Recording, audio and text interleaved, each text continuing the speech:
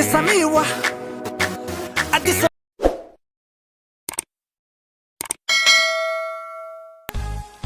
Assalamualaikum warahmatullahi wabarakatuh. Akkam nagaan abshurtoota tolakiyyaa baga nagaa keessanaaf jiraatanii isin jaaladha. Subscribe gochuun hin dagatinaa.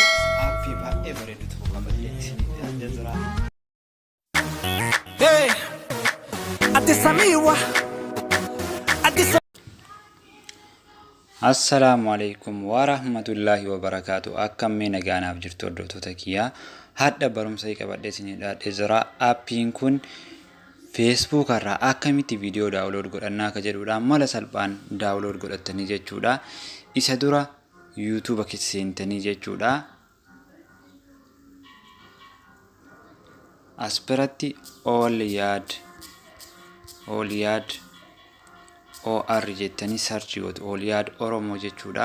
Akkana viidiyoo kanneen jala seentan jechuudha. Viidiyoo kanneen jala seentanii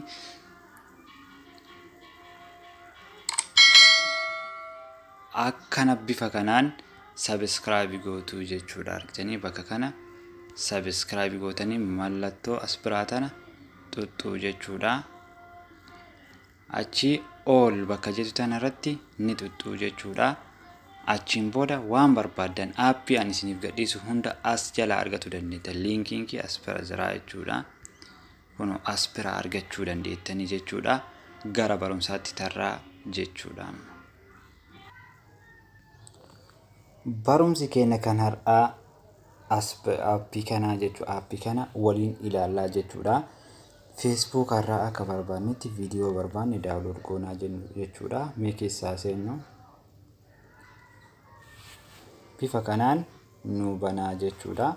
As bira dhufneetiniin Facebookiin as bira jira kunoo jechuudha. Akkana nu banaa akkanumatti nu baa jechuudha. Facebookiin achi bira dhaqnee Facebook kanarratti gadi ni dhoofnaa jechuudha. Akkana haala kanaan baasaa jechuudha. Facebookni akkanuma naa banaa. Isin emailaa fi password isin gaafata. Emailaa fi password itti galchitu jechuudha. As bira dhufee viidiyoon ni jira kunoo. Bakka viidiyoo kana bira xiyyaa kanatu jira jechuudha. As bira dhuftaniitumaan xiyyicha kana xuxxanii jechuudha. Haala kanaan isinii baasa. As bira bifa aadiyootiin viidiyoo barbaadan bifa qulqullina ta'een akkana isiniif baasa. Kanneen irraa ka barbaadan xuxxanii jechuudha. Aadiyoo barbaadan as bira jechuudha. Kuwwan viidiyoodha. Achi booda bakka kana dhuftanii xuxxuu jechuudha. Daawunlood bakka daawunlood jedhu kana xuxxan taanaan isiniif daawunlood ta'aa jechuudha. Akka barbaadanitti daawunlood godhachuu dandeettu. Aappii biraatiin haga walitti deebinuuf nagaara naaf turaa isiniin jedha hordoftoota kiyyaa. Nagaa.